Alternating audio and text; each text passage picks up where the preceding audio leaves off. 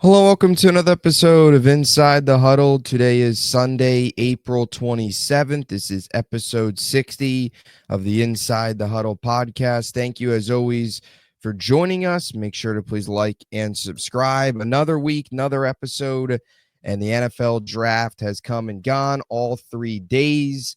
Some surprises, some drops, guys dropping big time. Shedeur Sanders, of course, headlining that. Kind of a crazy weekend, but come out of it, another Mr. Irrelevant, and here we are. Draft closes out. Teams round out their rosters over the next couple days. You have all your UDFA signings. So today we'll break down Shedeur Sanders falling, get into some Jets-Cowboys stuff, break down some of the winners and losers of this draft, and obviously all these prospects as well. DiMari, how's it going, man? I'm doing pretty good. Like you said, quite surprising draft. Some draft was better for some than others. Yeah. I guess you can say that. But yeah, I think you started out perfectly where we're going to start at, which is with Shedeur, which is quite a surprise. I know I said this off air, say it again, but to see a guy all year, projected first or second round pick to completely just drop almost out of the draft, if you kind of look at it, it's quite insane. So, very curious on what happened there. Obviously, end up landing to Cleveland in the fifth round. I guess they got their guy eventually, right? The ones who thought he wouldn't land to Cleveland anyways. But quite an interesting draft. Like you said, rosters are going to kind of shape up here soon. Excited for rookie minicamp. So let's get into it. Yeah, you make a good point. It's crazy how for a while we were seeing mock drafts of Cam Ward, Shedeur Sanders going 1 and 2. And then, of course, the Browns end up with Shedeur Sanders. If you would have told us, at the beginning of this process that Shedeur Sanders would be a Cleveland Brown, everybody would kind of just say, oh, yeah, round 2 or number 2 overall pick, rather. Him and Cam Ward go off the board number 1 and 2, and you move on. That wasn't the case. He drops all the way to not just day 2, but day 3, round 5, pick 144. The Browns take Shedeur Sanders. This was crazy.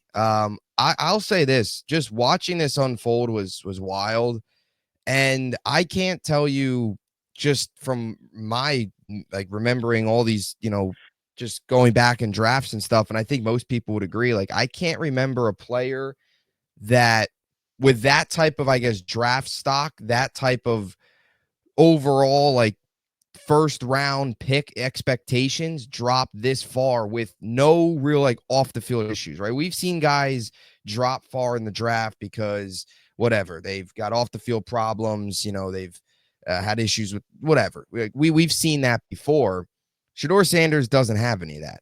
Now, maybe some of the off the field interviews and stuff didn't go well, but this was just crazy. Like, this was a guy that even when you knew that we kind of, as we got closer to the draft, saw that the Browns weren't going to take him, the Saints were an option there at 9. We talked about that in our mock draft, potentially them taking him. Steelers were an option at 21 to take him. And even when the Giants traded back in, that could have been a possibility, although I think we all knew Jackson Dart was going to go to the Giants. It didn't seem like Brian Dable was very fond of Shedeur Sanders. So this was wild. What was your just thoughts before we break down kind of, I guess, how he fall and what's next? Yeah, I'm right with you. Again, we thought that he was going second to Cleveland. Every mock draft probably had him going second to Cleveland, and that wasn't the case. Um, Again, I'm just very curious on what went wrong either during all these interviews, maybe what happened at the combine, kind of talking to some coaches and execs. Because, like you just said, we've never seen a guy fall this far that was almost a lock to be a top 3 pick. So it's very concerning. Like, how bad was Shedeur in these interviews where nobody wanted him? But you kind of think of some other things, like was Dion a part of it, and the reason he failed. Look at some of the interviews from college, Nebraska, for instance. I think he got sacked 6 times that game, and they asked, "Hey, kind of, what's the difference?" And he said, "Well, Raiola wasn't touched as much as I was." So throwing guys under the bus, flexing the Rolex, those type of things. And I mean, I've seen a lot of people on Twitter, like a lot of comments, kind of feeling bad for him and feeling sad. And poor Shedeur Sanders and poor this, and that. The guy can play. The guy's arrogant. He didn't get picked. I mean, not that he didn't get picked for a reason, but there is more reasoning to why he wasn't drafted where we thought he was. You can't deny it. Like, he can play ball. Everyone everyone knows that. We've never seen Colorado get that much, airtime because of Travis Hunter and Shador. It wasn't just Travis Hunter; it was the both of them. Obviously, Dion a big part of that too. So the guy can play, but I mean, I think it's pretty well known, and we're kind of starting to see it a lot more too. Even though you still got your few guys in the league where teams are they're not really dealing with attitudes, they're not really dealing with big egos. Again, you got a few guys who are kind of already in the league, and you're going to try to see if you can possibly have them buy into the culture and kind of leave that out. But people know what Shador brings in. It's going to be a distraction if Shador is similar to what he was at Colorado. Teams don't want that, and I understand it. Yeah, and that's a great point. You mentioned not only just what took place this offseason, whatever that was during the combine process, but what took place just last year. We mentioned that a couple times on the show. The lack of accountability, throwing his offensive line under the bus. That's not going to fly in the NFL. And you mentioned the Rolex, and what was that? That was the win over ASU, right? That wasn't even like an impressive victory. That was 2 years ago now, right? First year at Colorado, I believe. And then there was another clip that's been surfacing now. You see all this stuff pop up, but after the game, Colorado State quarterback, he went up to him and said, kind of talking trash to him after the game, as opposed to, handling it professionally and moving on, whatever was said between the two. But there's a clear attitude, personality concerns with him. And I think you look through the draft process and just hearing some reporters and hearing some, people kind of reveal some inside information. It feels like the pre-draft process, the interviews, the way he was carrying himself. You've even heard some reports here where, like, supposedly he didn't really try in the interviews to teams that he didn't want to go to. Like, that's kind of been talked about. And you wonder if some of that is like Dion, like where he wants his son to play. Because there was always that thought of, Dion is going to have a list of like teams that he wants Shador to go to play. And we've also even heard too, just from the Giants perspective. And I think this is kind of ties into the overall theme where Brian Dable did not like the Shador interview at all, to the point where reportedly, Brian Dable actually called him out in the middle of the interview for not really being ready, for not being prepared, for the way he carried himself. And that's a bad look. And that's just one interview. That could have happened for all these other teams at the combine and all these, visits and stuff like that. So yeah, he bombed. It just feels like he bombed the interviews. He wasn't prepared, probably maybe came in a little cocky. He keeps talking about how he went to Jackson State, went to Colorado, and brought those two programs up and rebuilt those two programs. Like, I'm sure he probably brought that up a lot. And, the character, there was clear character concerns, it feels like. I also saw a tweet, which was quite interesting when you look at both sides of it, where someone said Johnny Manziel was partying and doing lines of coke and drinking alcohol on a Friday night before playing Bama on Saturday, and somehow still got drafted, and teams knew this. And that is correct. Like, that is correct. It's crazy when you think about it. And obviously, if you watch the Manziel doc on Netflix, you kind of know what Manziel was doing games before, and he would go out and torch Bama the next day like it was nothing. So you look at it from that angle, and one side of it, you're just like, that is kind of crazy, because what did Shador possibly do where if Manziel was doing this type of stuff and Baker is grabbing his crotch during the handshake line, that type of stuff, and they got drafted, what is so bad about Shador? But you have to look at the other side of it, of what did Shador do so bad that those got overlooked, Manziel and Mayfield, where those guys still got drafted early, but Shador fell just that far. Like, it has to be way more to it than we know. And I wish Hard Knocks covered the combine, or, maybe, hey, rookie, welcome to the NFL when that does air. I'm just very curious, because if you're talking about Daboll and how bad that went, again, how could that have went with any of the other teams? And obviously, these execs, these coaches talk. So, if I'm Daboll and Shador comes in, and I know that's the first interview, and, I'm throw out Mike McDaniel gives me a call like, hey, how was that Shador interview? I'm going to tell the truth. It was awful. Don't waste your time on this guy. Yeah. And, that's kind of just the case. So for, people that I'm seeing, again, tweets on Twitter and whatnot of feeling bad and he's being blackballed from the NFL and all this. Let's stop that. Yeah. Again, he can play, but it's something to do with his personality to why he did not get taken in that first round like he's supposed to. Nothing to do with his on-field play. Yeah. And I would also throw this out there too. And just reading and doing some research, teams don't more and more as we move on here, kind of just in the NFL world, teams do not like distractions. And whether or not Shedeur Sanders, whether it's in his control or not, the name, the whole kind of brand, like what he brings, it can be a distraction. And like if you really feel that maybe the whole distraction and what he's going to bring from a personality perspective doesn't, or the play on the field, I guess, doesn't outweigh the potential distraction and personality risks, then you're obviously not going to take them. And for a team like, I don't know, the Giants, let's say, like this, they're on the hot seat, is Brian Dable and Joe Shane. It would be a train wreck if, like, I don't know. I think some teams too, like, I guess too, you could throw this out there. Like, how would Shedeur handle, like, you question maybe how some of these teams felt Shedeur would handle not playing right away. Like, you think that was maybe a factor as well? Yeah, I think you had mentioned this before actually too quite a few times where we were talking about the Giants when Russ was signed. And how well will Shedeur do, who's been the guy his whole life, and have to sit for a year and a half? And yeah, that could have been a possibility where, the Giants probably knew Shedeur, hey, you are going to be the guy, but let's test where you are if you do have to sit for 5-6 games. And they probably didn't like his answer because, again, we have seen it where it's a Shedeur first, team second type of thing. And that's probably the type of answer that he gave.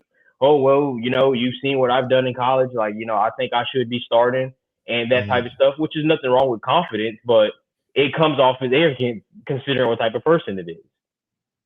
Yeah. It's wild.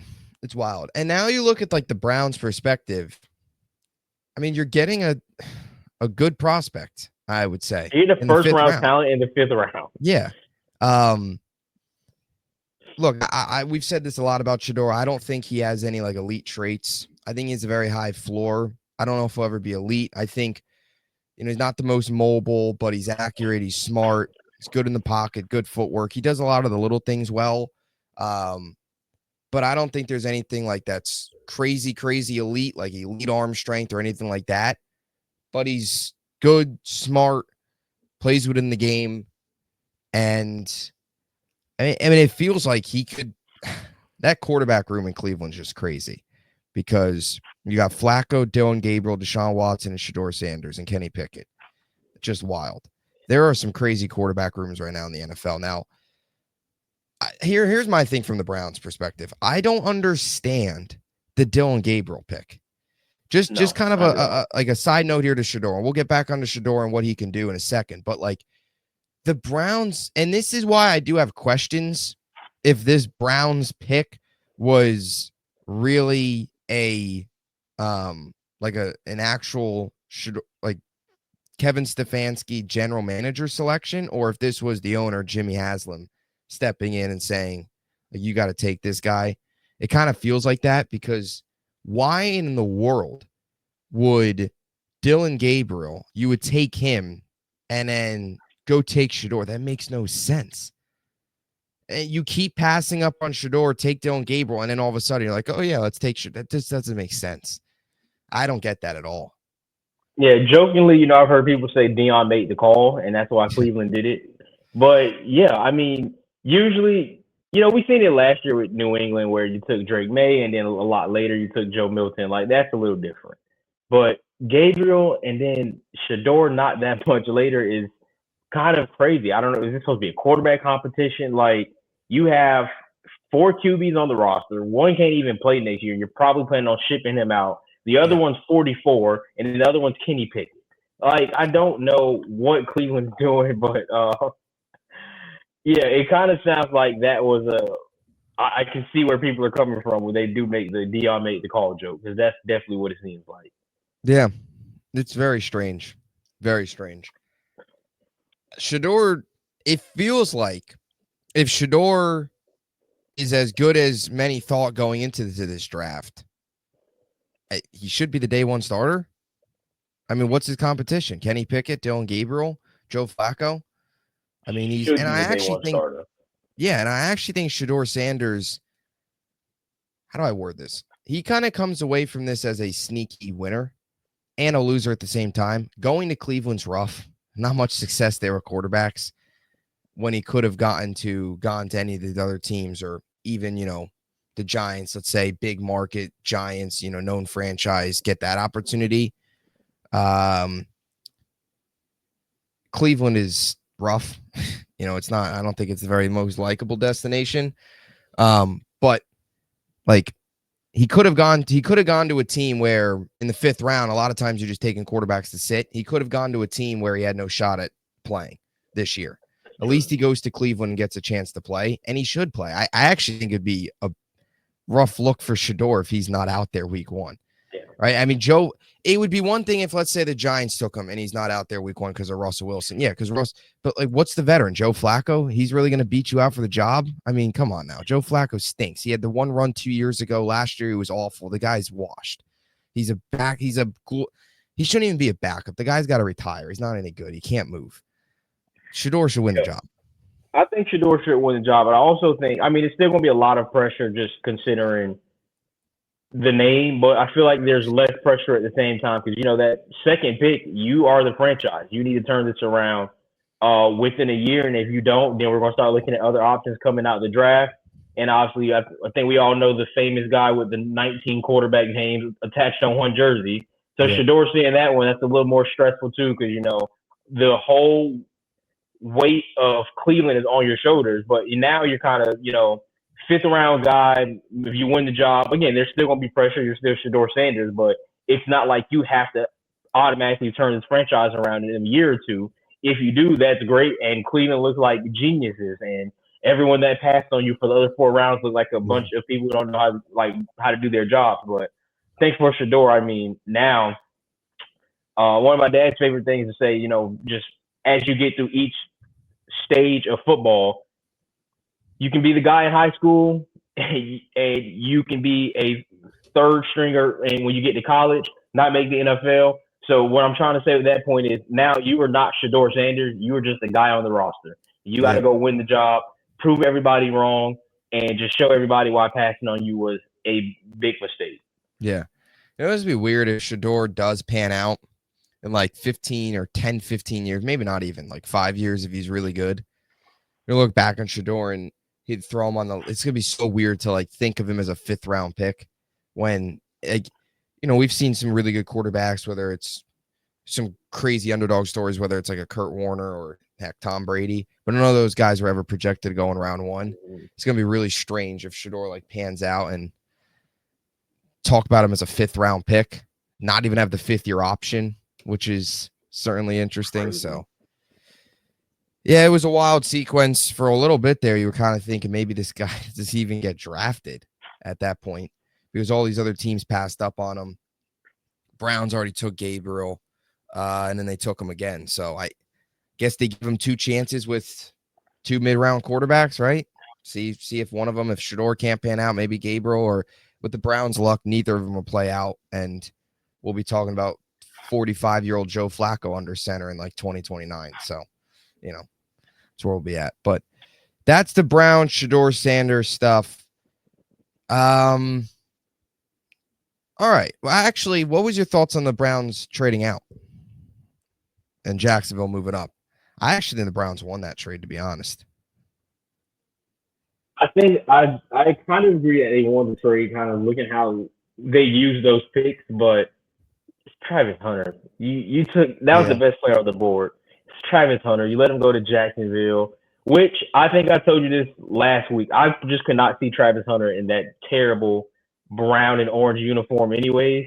So him being in Jacksonville, I guess, not too mad at it. Both sides actually did win. Jacksonville was in dire need of both a receiver and a corner. So we'll see how that kind of works for Hunter. How much is he going to play offense? How much is he going to play defense? But for Cleveland, at first when it came through, I was like, well, they don't know what they're doing. But seeing everything kind of shape up, I understand it wasn't that bad of a move.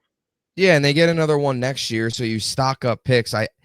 You want to stock up picks for next year's quarterback class, right? Cleveland put himself in a position where they could still take a quarterback next year, even if, with taking Shador and Dylan Gabriel. We'll see what happens this year, but there is a chance they're in line next year to potentially take a quarterback and what is supposed to be a very good draft. We'll see. I'm very kind of, we got to see what next year's class is. There's already people talking about, top 5, there's going to be 6 quarterbacks in the first round. Let's pump the brakes. Pro Football Focus's mock draft simulator already came out for 2026, and Cade Klubnik's going 3rd overall if you sim it. So we got to see what Cade Klubnik looks like this year. Let's pump the brakes on all these guys. Should be a better class, but still need to see what the college season delivers. All right. Let's get into our teams, and then we'll get into just the rest of the NFL. Jets, Cowboys. Both go offensive line round 1. Cowboys take Tyler Booker out of Bama. Jets take Armand Membu out of Missouri. So 2 SEC guys. I guess we'll start with the Cowboys. What was your thoughts on the Cowboys pick, their draft? I know you definitely have some feelings about what Jerry Jones and the Cowboys were cooking.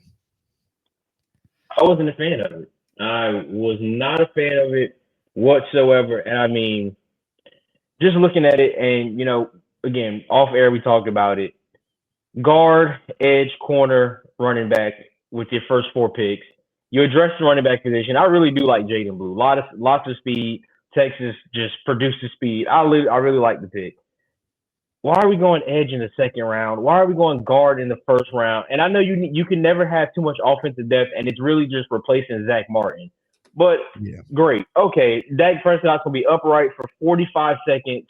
And who's he throwing the ball to? CeeDee Lamb is still going to be double covered down the field. So, yeah, he can have all the time in the world to throw the ball, but who is he throwing the ball to? We might have the worst receiving group in football. If you really just take a step back and you think about that receiving group, if CeeDee Lamb was to get hurt in training camp, let's say, God forbid, knock on wood, but if CeeDee Lamb was to get hurt in training camp and miss the entire year, the receivers will be Kevontae Turpin, Jalen Brooks, Ryan Flowernay, and Jonathan Mingo. That is who Dak Prescott will be throwing the ball to. So, Paris Campbell. And Paris Campbell. I forgot about that one. Eagles legend, Paris Campbell. Coach legend, Paris Campbell. I forgot about him. Giants NFC legend East as legend. well. Yes, he is almost doing the gauntlet. That first one, we kind of both in our mock draft, we had Tech going to Carolina, so I wasn't surprised. I'm like, all right, Tech's gone. It's Matthew Golden. They don't go Golden. They go Booker. What makes it worse about that is Golden went to the team that has been owning Dallas for the past 16 years, who is going to torch us when we play them. And once Golden was gone, you're kind of looking at the rest of what maybe might line up. You get Burden at 44. Obviously, he goes 39 to Chicago. I wasn't a big fan of it. We needed a receiver bad. And again, I understand the guard pick with Zach Martin being gone. You need somebody to protect Dak, but Dak can have all the protection in the world. You can have the Avengers blocking for Dak Prescott, but if he's throwing the ball to me on Sundays, they're not going to do anything. And that's kind of where they're at. So, again, wasn't a big fan of the draft whatsoever. If I had to say 2 picks I do like, it is Maffa and Blue, the 2 running backs out of Clemson and Texas. Other than that, I mean, Shamar James, too. Me being a Florida fan, I like Shamar James. Gives you some more linebacker depth as well. But other than that, I was not feeling this draft too much from Dallas. Yeah, it's strange how they've approached the receiver position, not doing a whole lot. I thought for sure they would. If I do kind of think that if Luther Burden was sitting there, maybe they would have taken him. But I don't even know at that point. It probably were just dead set on taking the pass rusher out of Boston College at 44 that was, right? 39. Burden went to Chicago. I would have traded up. Yeah. I would have traded up. I mean, we had 3 7th-round picks, 2 5th rounds. I would have traded up. I don't know, maybe that 2nd or 5th. Yeah. To move up to their 2nd to get Burden, but I don't know. But not even just like Burden, even any of these other receivers. This was a really good receiver class. We talked about it. Whether you wanted to take a guy, maybe a Trey Harris or even a Jack Besh, Jalen Noel, Kyle Williams, there was guys available. There was good talent on day 2 and even day 3 still in this draft that was available.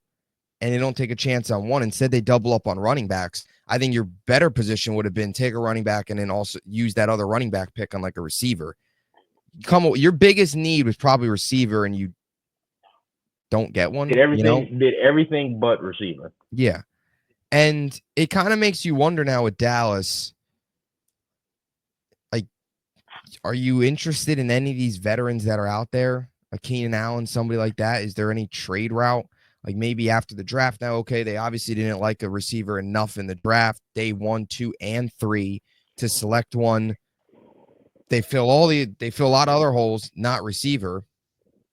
Like anybody out there you think that they'll make a move for now that they look at this roster? Because this is sort of, sometimes you see right that second wave kind of like free post-draft, free agency, post-draft trades where once teams get their roster after the draft, whatever the holes they weren't able to fill, now you'll start to see them try and fill those with the remaining free agents or maybe even some trades. Like maybe that's a route Dallas takes potentially. Because they need help there. I mean, you rattled off the names. I guess I would probably say Jets, maybe say hold my beer when it comes to the worst receiving core in football because the Jets are right up there with you guys. I mean, outside of Garrett Wilson, one thing the Cowboys and Jets have in common, 2 very good number ones, but outside of those guys, a lot of questions. And we'll get to the Jets here in a second. But, yeah, it's like I'm going to throw this out there. Would you trade for George Pickens? Absolutely. Yes, I would. I mean, going back to the Shador talk, when I was talking about guys with a big ego, yeah, George Pickens was the one instantly I was talking about. I think that's the first one that comes to mind. But Dak is 30. Dak is 30. This team hasn't done anything in 30 years. You need to win now. I mean, we just seen Philly win the Super Bowl. We've seen them been on quite the run as far as you can say dominance, I guess. Washington is only going to get better. The NFC is only going to get better just as a conference. So, yeah, if George Pickens is what it takes to finally get that team over the hump of being able to, make it to the second round, finally beat San Fran or somebody like that, absolutely I would trade for George Pickens. Yeah. It was funny. I saw an article earlier today on it. Just, of course, with the path Dallas took. I guess, what was your thoughts on the 2 running backs that they selected? You feel any of them have a shot at what? Jaden Blue was the 5th, and then Phil Maffa was the 7th, right? Yeah. Any shot you think of? Because that was a hole. I mean, they did, of course, bring in Javonte Williams, but was that Miles Sanders as well? Like, is that guys that you think could actually compete for playing time? I think Jaden Blue definitely will. I mean, very versatile back. Phil Maffa, I'm not too sure. I really like his running style. If you watch Clemson, he's a very hard runner, downhill type of guy. So, him too much though. I don't see 7th round picks usually. No, yeah. Probably not. But maybe he might impress in rookie training camp, and he sees something that we don't. Maybe not wishing anything. Maybe a guy goes down, and that gives him an opportunity. But the running back room is, I won't even say loaded, but there's a lot of names on that list right now. So do they go for running backs? Do we kind of see the running back by committee, like you were kind of saying with Aaron Glenn and the Jets, where whoever's hot that game kind of just has it rolling? But I think Jaden Blue definitely will make a roster and be competing for a spot. I kind of forgot Deuce Vaughn was there too, but we got a lot of running backs on that roster. Maybe trade 2 of them to Pittsburgh for George Pickens, but I do like Jaden Blue. We'll see how that pans out. Yeah. It's interesting with the way the Cowboys roster. I mean, you've got, and Ferguson, good tight end, of course. So you have a legitimate number. You just have a lot of questions, I think, about the depth. Like you have a legitimate number 1, you have a legitimate quarterback, and you have a legitimate tight end. But you have questions, but still have some questions about the running back room, and you still have some questions about outside of CeeDee Lamb. Will Jalen Tolbert be able to take a step? I mean, like as a legitimate number 2? Like, can he get to that point? I think he's a 3. He showed flashes. He showed some great flashes last year. And Dak obviously trust him, relied a lot on him on third down. When Ferguson was out and CeeDee Lamb obviously being double covered. So there's flashes, but it's, you know, you think back kind of CeeDee and Michael Gallup when Gallup was healthy and just how good that offense looked, how good Dak looked just with both guys that were, you can argue at a point that Gallup was probably could have been a 1 somewhere when he was playing, very good ball. But now, you got, again, CE, and I think anyone rolls in there, and Topper is easily the 3 spot. So they have to figure it out. I'm just so confused again on why not go receiver at all. If you'd have took one in the maybe 6 or 7, probably wouldn't have been too happy with it. He's like, all right, you kind of just grabbed one for the heck of it. But to not even go receiver whatsoever, it's kind of crazy. I guess last thing about the draft, I do know Trayshawn Holden, I believe, is an undrafted free agent receiver from Oregon that Dallas is deciding to bring in. So we'll kind of see how he pans out. But other than that, not going receiver is diabolical. But CeeDee Lamb, get ready to learn 700 targets. Yeah. And it feels like, too, like, and I've always said this, I think day 1, day 2 of the draft, in a perfect world, you can come away with 2 to 3 starters. The Cowboys, if you take a wide receiver, could have, but they probably only get 1 start out of the first 3 picks, right?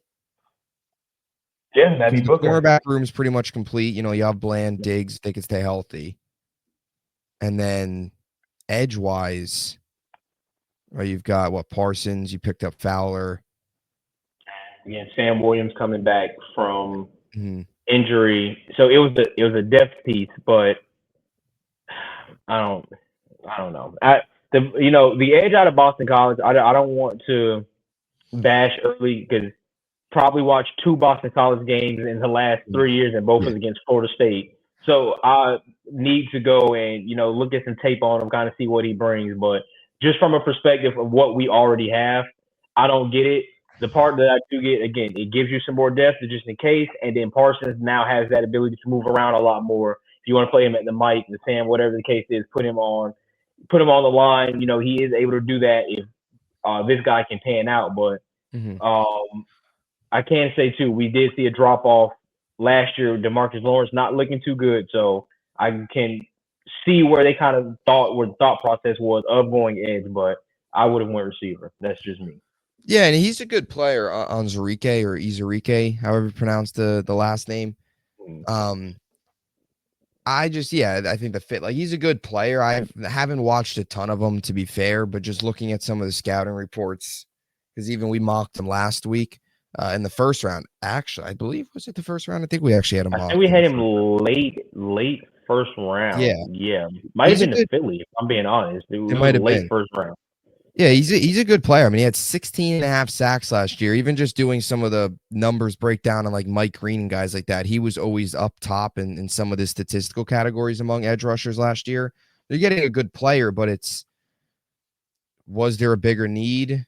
And that was probably receiver. And, like, I guess you kind of weigh the whole, what would you get more out of, a depth edge this year or a wide receiver next to CeeDee Lamb? Probably the wide receiver next to CeeDee Lamb. It almost feels Aaron Rodgers like, where it's just like, for the last few years, it's receiver. Please get an offensive weapon, and they go sign a bunch of guys off the street that aren't even on the roster come next year. This feels like that's the path that we are on right now. Rodgers treatment. That's what it feels like. It's bad. Yeah. No, you make a point. They haven't addressed it. And they haven't even made, and it's not even like they've made real big efforts to address it. Like, their efforts are trading for Jonathan Mingo when the season's already lost. A 4th round pick that we did not have this year. Signing Paris Campbell. Like, their efforts are not really going after any of the receivers or any of these free agent guys' trades. It's a lot of kind of guys off the street. Exactly what it is. I mean, what? Did they even have interest in, like, DK or even a Cooper Kupp, somebody like that? from I a think they have interest in both, and they always have interest, right? yeah, when Dallas is linked to a player, he's not going there. It's, it's really just bait. Just Yeah. Dallas wants him. Oh, that's great. Let's call him, give him a contract. Something that Dallas won't offer him. So that's all that was. Leads the league in interested players. Definitely leverage per player. Dallas definitely has the upper hand in that. So if you had to give him a letter grade? I'll say B minus. B minus. B minus. I guess you addressed some other spots. Receiver obviously being the biggest one. You didn't, but you got two offensive linemen. You got an edge. You got a corner. Got some running backs. I would say a B minus. Yeah. All right. So that's the Cowboys draft. We move on now from a Jets perspective here. And I mentioned it last week. Warren or Membu. I like both of them. I preferred Warren slightly, but I was totally on board with Membu. Totally understand the reasoning. If they were going to take a tackle, I wanted it to be Membu. And they did that. They sure up the offensive line. I really like that pick. Mason Taylor out of LSU, I really like. Tight ends.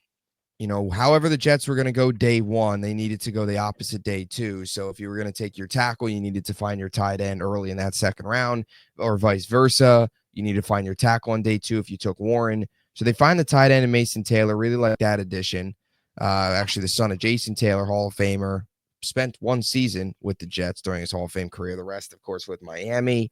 So they get that pick, make that move. I like those two picks. I really like the way the Jets started. Azareye'h Thomas out of Florida State is a really good corner and fits a lot of what Aaron Glenn wants in a player, wants in a corner, wants in his defense. Very good in man coverage. Jets are going to run a lot of man, press, physical, really good. Just kind of fits the billing of like what Sauce brings a bit when it comes to the press coverage and, the success in man coverage. Like he kind of brings that. Similar players. So I like that pick. I like the prospect. I would have preferred them go wide receiver or even a defensive tackle, but preferably wide receiver. I really like Jalen Noel in this spot. I thought they could get him. Houston ended up swooping in and getting him afterwards. But I thought the first 2 days were really, really strong. Day 3 was questionable. I'll be honest. I cannot stand the Arian Smith pick. And I kind of feel your pain with the wide receiver room. The Jets wide receiver room right now is ugly. Outside of Garrett Wilson, you've got Alan Lazard. You got Tyler Johnson, Josh Reynolds, Xavier Gibson, Malachi Corley, Arian Smith, heck, Irv Charles. I mean, there's so many just nobody. A bunch of nobodies, really. I mean, Tyler Johnson's probably a wide receiver 4. Josh Reynolds is probably a wide receiver 3. Lazard, at this point in his career and the way he's been playing, is probably a wide receiver 3 as well. Malachi Corley is a complete unknown. Barely played last year. When he did, he didn't do anything. And Arian Smith, like there to me, Jalen Royals, there was still some guys on the board that were so much more complete. Arian Smith is literally a track star, just a burner, speed guy, 4.3, 640, vertical threat. That's it, though. He can't catch. He had 10 drops last year. He's not good at getting separation, not a good route runner. I mean, he's awful. Like he literally all he can do is blow by you. That's all he can do. I just don't like it. This was a guy that you look at a lot of the experts. They had like a 6th, 7th round grade on him. Even some of them had him as a UDFA, and you take him in the 4th round was ridiculous. So I get they're banking on the upside of the speed and fixing everything else. I think the Jets view this as maybe your Jameson Williams type, where he could be that vertical threat coming over from the Lions. Of course, Tanner Engstrand, who was there during that time, the new OC here for the Jets. But I don't know, man. I hate the pick. I'll be honest. This to me is probably an F, a D, maybe pick. I can't say it's an F. You got to see the guy play, and I hope I'm wrong. But ESPN has him ranked as the 257th overall prospect, and you took him in the 8th pick of the 4th round. So I didn't like that pick at all. That, to me, did not solve any of the Jets' problems at receiver. I know they want to get faster, but you also got to Alan Lazard can't catch, so you add another guy now that can't catch. You have a speed guy, a couple guys that can't catch, a couple unknowns, a guy in Malachi Corley who dropping the football before he crosses the goal line. It's concerning. Malachi Moore, I liked, safety out of Bama. And then Francisco Maui Noah and Tyler Barron. I would have liked to see them go interior defensive line with one of these 2 fifth-round picks. I like Tyler Barron. Maui Noah, I think they could have went defensive line instead. I think interior defensive line, to me, this was such a deep interior defensive line class, one of the deepest we've seen. I just think they could have went that as opposed to linebacker. Like, I don't love that they didn't come away from a single interior defensive lineman in this class, a defensive tackle next to Quinnen, just like a big, fat run stuffer. They didn't do that. So I really liked the way the first 2 days went. Yesterday, didn't love it. I like Malachi Moore, and I like Tyler Barron. I think he could be a rotational early down edge rusher, kind of fill the holes of Michael Clemens, which is not hard to do. Michael Clemens has been awful. I don't even know why he's still on this team. I would give it like a B. Strong start. I think a questionable finish, but you get your right tackle, you get your tight end, you get another corner, you add a much needed safety to this room. A guy, Malachi Moore, who actually played with Brian Branch, has been around for a while, but played in college with Brian Branch at Alabama. Glenn actually talked about, he called up Brian Branch to talk about Malachi Moore and what he brings. So high football IQ, was a team captain twice, 4-year starter. That's no joke under Nick Saban. So I like that pickup. But Arian Smith is an eyesore. That to me is an eyesore. Like, if they got Jalen Royals, or heck, who else was still available at that point? There was still there was still some. Who else was available? You had Royals. Alec Manor out of Stanford, Torrey Horton from Colorado State. There was just even Ricky White from UNLV. I would have taken a chance on. I mean, just so many other guys. Heck, even Isaiah Bond. I know the off the field issues, but if you wanted to take a flyer on him, like, he's just more complete. Arian Smith. I mean, 68. I was not familiar with it. I honestly, I never even heard of the guy until yesterday, and I have not even really watched any like tape on him. I'll be completely honest. I mean, other than the clips that they show right after a player's drafted, but just reading the scouting report and looking at the numbers, he had a 17.2% drop rate last year and a 16.8%, I think, drop rate on catchable balls, which is ridiculous. And there's he had some like costly drops too. I watch a lot of Georgia football the last 2 seasons. You've described him perfectly. He's a flyer. He's a fast guy who's going to run by you. Mm-hmm. He doesn't run routes too well, and it's just what they want. What Jameson Williams is what they want him to pan out to be. But I mean, looking here, I mean, you're already 6 foot 179, which, Devontae Smith helped a lot of smaller, skinny receivers out, seeing how he's kind of panning out. But he can run routes and he can catch the ball. And you're looking at Smith's numbers, Arian Smith, that is, 4 years, 68 catches, 1,300 yards, 10 touchdowns. People are doing that in a year. Yeah. And you took this guy in the 4th round. Yeah. And that's a reach. That is a reach. Yeah. And I understand the Jameson Williams comparison, obviously with the connection, but Jameson Williams, this was a guy that was a 1st-round pick. He also put up 1,500 yards in his final season. Like, Jameson Williams was much more polished than Arian Smith. Arian Smith's got a lot of work to do if he even wants to shine Jameson Williams' shoes. And also, Jameson Williams, you've heard some reports that he's available via trade. So if I was the Jets, if you want your Jameson Williams, call him up and give him that 4th-round pick to get Jameson Williams. I'm pretty sure he would love to reunite. Exactly. That was my thought process too. Is a lot of people, right? Jameson Williams comparisons. Well, if you want your Jameson Williams, he's available. We've heard some reports that the Lions are shopping him. You could have given them that 4th-round pick to get him, or something like that, and you would have had your Jameson Williams, quite literally. So I just don't like it. It's a good draft overall, I think. I mean, I think I give it a B. Again, really good start. I thought a iffy finish. But this pick was just so head scratching. It's such a position of need. They didn't do a whole lot in free agency to address it. All they did was brought in Josh Reynolds, who's a steady veteran, but I mean, he's probably a number 3, like I said. But he did play in Detroit. He knows the system. He has the connection there. Good blocker. I don't know.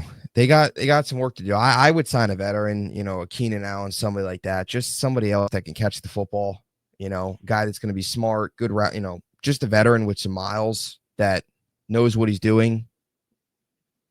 More successful veteran as opposed to a Josh Reynolds or Alan Lazard. So, yeah, I don't know. I didn't like that pick. But the rest of it, I think is solid. They filled a lot of holes. They did. I mean, they filled tight end. They filled tackle. They filled safety. They got another corner. They got some linebacker depth, edge depth. I think the edge depth was important. Linebacker not as important, but edge was. So, yeah, that was. Any thoughts on what the Jets did? I feel your pain. I mean, again, I'm not too mad at the first 2 picks. I agree. Mimbu and Mason Taylor, 2 positions of need. I think Mason Taylor's going to be actually very good. Something about LSU tight ends, they don't get as much recognition as they should, but Taylor is very good. But I'm right with you on that Arian Smith pick. That was a reach. That was a bad pick. Yeah. A very bad pick. Other than that, I like how the rest of it shaped out. I think they got everything they kind of needed. Like I said, probably should have went interior D-line a little later there, but guys can move around. Hopefully they can gel into something. And again, it's just a depth piece. But no, that Arian Smith pick, that would have been enough to make me call the headquarters, like New York Jets headquarters, and just ask, what are we doing in there? Because that's a bad one. But if I had to go, I'll say B-2 for the Jets, along with the Cowboys. And I will say this too. There's a lot of people out there that are saying, oh, well, I don't know if you've seen it, but John Gruden likes Arian Smith a lot. And everyone's like, oh, well, John Gruden likes Arian Smith. Yeah. Please go and tell me John Gruden's wide receivers that he hit on when he was with the Raiders. In 2020, they took 3 wide receivers. Okay. Henry Ruggs, Lynn Bowden Jr., and Brian Edwards, please. All right, we obviously know what happened with Henry Ruggs, but tell me where those other 2 guys are right now, because frankly, I have no clue. For all we know, they're not even in the CFL. They're not even in the UFL. So this whole, oh, well, John Gruden likes Arian Smith. Yeah. This guy hasn't had coaching success in 15 years. Let's pump the brakes on John Gruden liking a receiver. Like, just because John Gruden likes him, I mean, did you see some of those draft picks he had in Vegas? Absolutely. Come on now. Like, come on. His draft picks in Vegas were awful. I mean, partially off the field issues, but I mean, come on. It's ridiculous. Outside of Hunter Renfrow, right? They found him in the 5th round, 2019. And he's retired. Yeah. But he had some production. He was solid. Yeah, he had some production, but it's just like you got a guy that retired kind of early, but he's not a long-term fit. So yeah. I don't know. There's so many people. And I understand people want to be optimistic and stuff, and I am. I'm optimistic, and I overall like this whole body of work with this draft. I just don't like this pick at all, and I hope I'm wrong. Believe me, 2 years from now, I hope Arian Smith and Garrett Wilson are a great 1-2, or I don't even know if Arian Smith will ever be a 2. He's not that type of guy, I think. But can he be a vertical threat? Can he be a 3 that, you need a burst, you need, pick up a big play, and can he be down there and pick up, big chunks of yard, hopefully. I hope I'm wrong. I hope Arian Smith's great. But there's so many Jeff fans that are like, oh, well, John Gruden likes him. Yeah. Please tell me how John Gruden's drafts went with the Raiders. My God. It's people love John Gruden for some reason. They really do. I don't know what it is. They love him, and then he starts coaching again, and they hate him, and it's get him out of there. It's just a cycle of same And I'll thing. be fully transparent. I would have been okay with the Jets if they reached out and interviewed John Gruden. But, people talk about John Gruden like he's some coach that's had this guy hasn't really had any success since over a decade ago. I mean, the year they won the Super Bowl, he didn't run a single play from shotgun. I mean, come on now. We're 2025. This is a new game now. So I had to bring that up too. Anyway, what do you think are some other winners, losers of this draft? Just NFL wise, prospect wise. I'll be honest. I would say, actually, I'll hear from you. What was your thoughts on just other teams in general? I think my biggest winner is going to be the Browns. Outside of Travis Hunter, I really like everything they did. You get Mason Graham, which telling my friend who likes Cleveland, usually when you take a Michigan guy in the first round that plays defensive line, it's not going to pan out. Ask Dallas about it. So hopefully that one actually pans out. But I like Graham. Judkins, of course. Harold Fanning, who I said last week I think was the best receiving tight end coming out of college. You look at his numbers, just his 40 time was atrocious. So, that had a big part of it. You go get another physical runner, Dylan Sampson, who was a guy I thought Dallas might have been interested in grabbing. Obviously, he lands at Cleveland. Cleveland has running backs holes with Nick Chubb being on a free agent, and then Jerome Ford. Oh, okay. So you get Judkins, you get Sampson, you get two guys with different run styles, which is what you need, a very good 1-2 punch who run differently. So I really like what Cleveland did. Besides, Gabriel, and then you back it up with Shador, which didn't make any sense. I think Cleveland had the best draft, out of all 32. I think I like to actually trade back. I did. At first it was questionable what they got back in return. And the Dylan Gabriel pick hurts a little bit to me. If they just took Shador, it would have been like, okay, understood. But I don't know. The point of taking two quarterbacks I didn't love. But I do agree. The other needs, they picked up a running back. I'm surprised they didn't actually go Travion Henderson with the first Ohio State running back off the board, to be honest. But they got a running back. You get Carson Schwarzenegger out of UCLA. Harold Fannin Jr. is a monster receiver, tight end. It's crazy. So him and Njoku is definitely intriguing. There's a lot of receiving upside there. And I think that's a really nice pickup for them, where you have two really good tight ends that have, we know when Njoku can be inconsistent, but this is a guy that can go out there and take over a game at times too. We've seen that before. So you have him, Harold Fannin Jr., Judy. They didn't take a receiver, which I was kind of surprised about, but they get Graham, pick up a linebacker, get some running back help. It's kind of unknown there. Jerome Ford and their other pick too. I think they took Dylan Sampson. So young room, behind the, Ford, where two rookies come in. Judkins has a chance to honestly start, if you think about it, right? Yeah. I mean, and anytime you can get a day 3 starter, or a day 2 starter rather, is impressive. I'll go. I'll stay in the AFC. I think the Raiders had a great draft, and I actually think probably out of all the teams, Raiders might, in my opinion, might have had the best. Can't say I'm too surprised with who's running the show over there. Of course, Pete Carroll. You expect things to change, but I think they hammered out just a lot of really big needs. They get Ashton Genty, arguably one of the top players in this draft. So you get a big time weapon there. And then I really, really like the way they approached, day 2 as well. Jack Besh out of TCU, really like as well. So they get a receiver, get much needed receiver help. And then they go out and need a corner, and they get Darian Porter out of Iowa State, who I think was good value at that spot. And they pick him up. So they get a corner, they get a receiver, which they desperately needed, and they desperately needed a running back, and they pick up a running back. So they filled clear holes there. They also got some offensive tackle depth. Charles Grant out of William & Mary, I think, is kind of I just did some research on him from a potential Jets target. He's an intriguing prospect. Thought he did some good things in college. Just watched a little tape on him. So they get some depth there. And then they got a Dante Thornton out of Tennessee, kind of similar to an Arian Smith in the fact that he's a burner and he's vertical threat, but he does a lot of other things well. He's doesn't just run deep. He can also play receiver relatively well. Arian Smith doesn't really do that. So, but no, yeah, Dante Thornton, they get kind of another depth guy, vertical threat. So like that. Tonka Hemingway, they get some defensive tackle help, which is in this draft, can't go wrong. They had a lot of picks, took a lot of picks. And I don't even know how many guys, 6?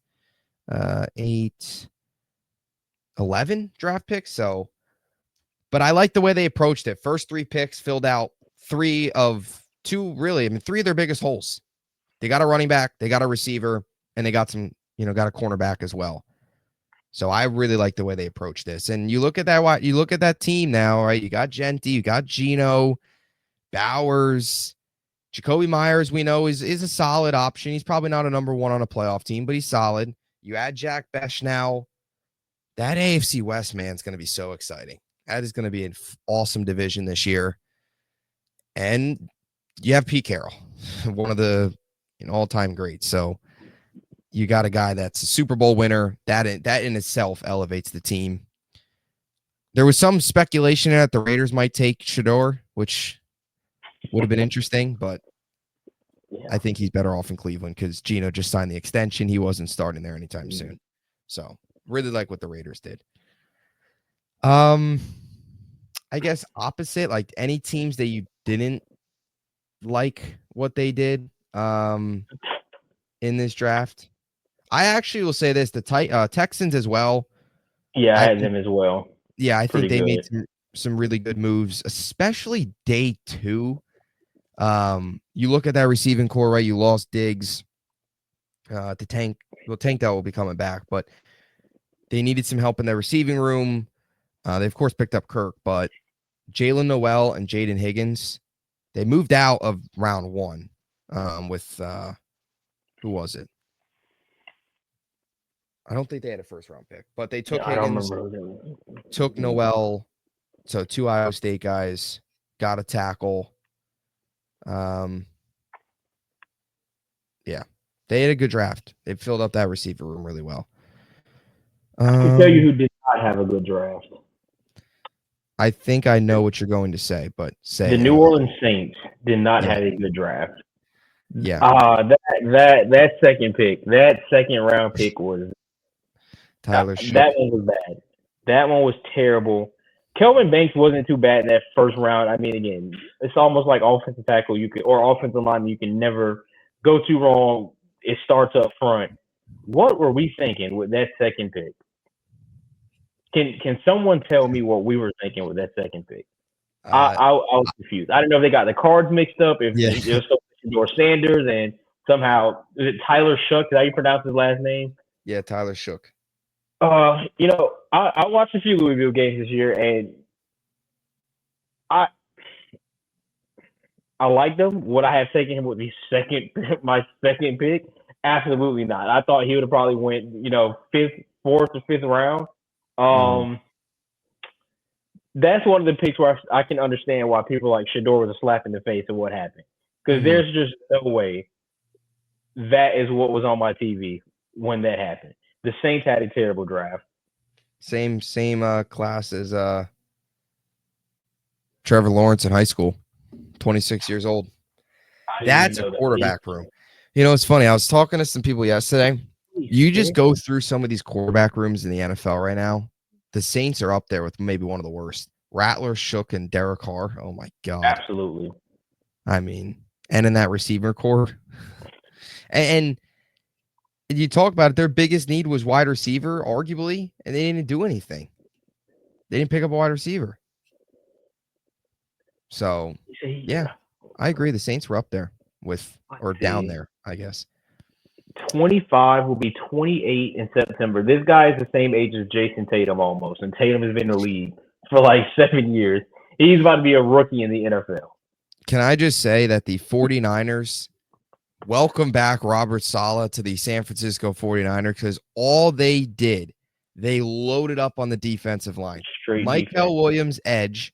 Then they went Alfred Collins. Then they went CJ West.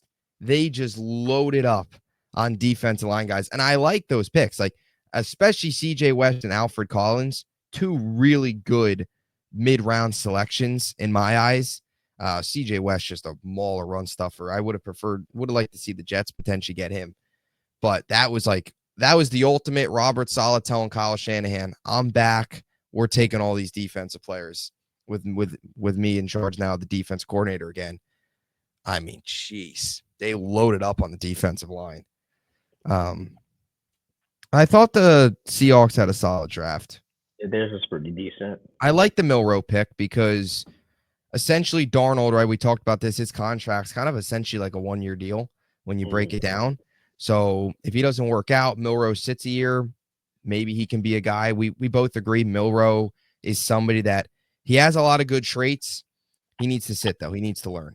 He gives you some of those Anthony Richardson vibes, which can work out in this league if you sit and learn. You don't want to throw him into the fire right away. He won't have to. So I like that. And they also got a guard, which they desperately needed offensive line help.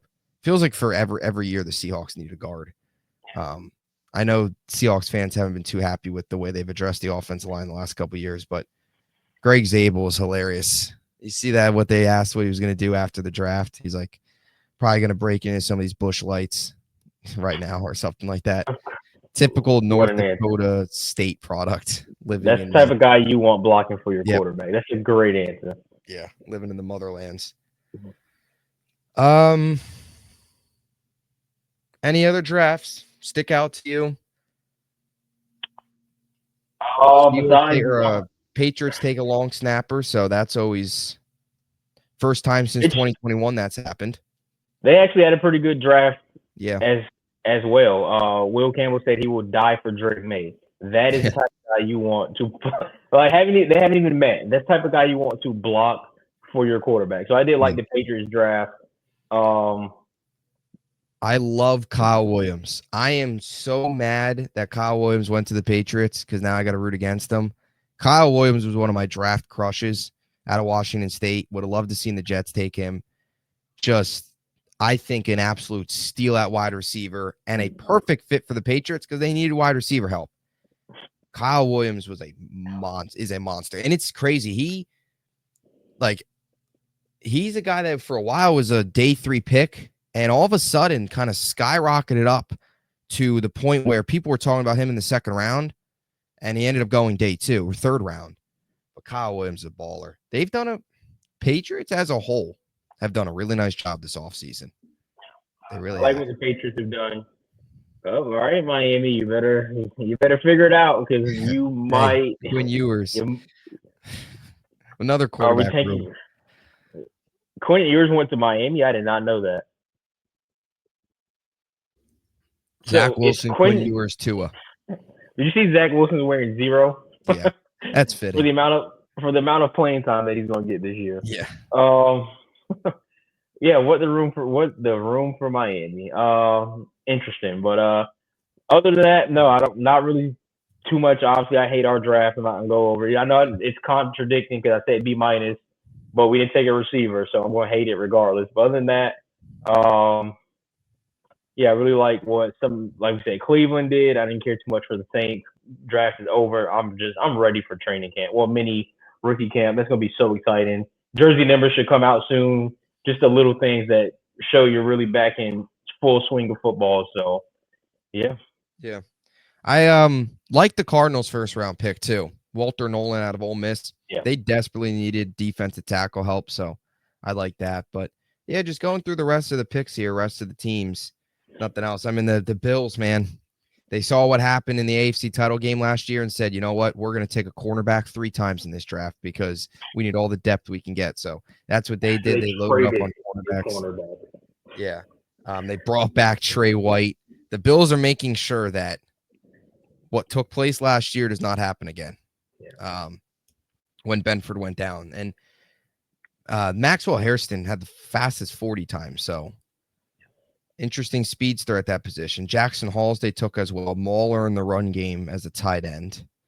Liked him as well, but now a division rival. Deion Walker they took too. He's a monster. You see his build, 6'7", 331. It's crazy. It's ridiculous. He had an impressive Senior Bowl, but yeah. That's pretty much it. Nothing. We've touched on almost all the teams. Bengals took Shamar Stewart, so they're banking on his upside because, man, oh man, he did not do a whole lot in college. But he's an athletic freak. Very similar athletic numbers, like vertical, 40, all that to Myles Garrett. So maybe they find their Myles Garrett, and they both play in the same division. So we'll see. But any closing thoughts? No, not much. Enjoy Sunday. Enjoy playoff basketball. Yeah. Starts at 1 o'clock. But other than that, no. Again, football time back in full swing. Obviously, like I said, rookie training camp will be soon here. Schedule release. I'm very excited for May 14th for those who watch the draft. So keep a lookout for that, and we'll be back next week with more. Yeah, definitely look forward to the schedule release. That's always fun. So yeah, and then we'll have some rookie mini camp should start up this week, probably towards the end of this week as well. Every team's different, so we'll have some content coming out of that. And yeah, off season rolls on. We are almost into May. OTAs, mandatory mini camp right around the corner. We're getting into the summer months. We're getting closer to the summer months. Can't wait till training camp. So talk to you guys soon.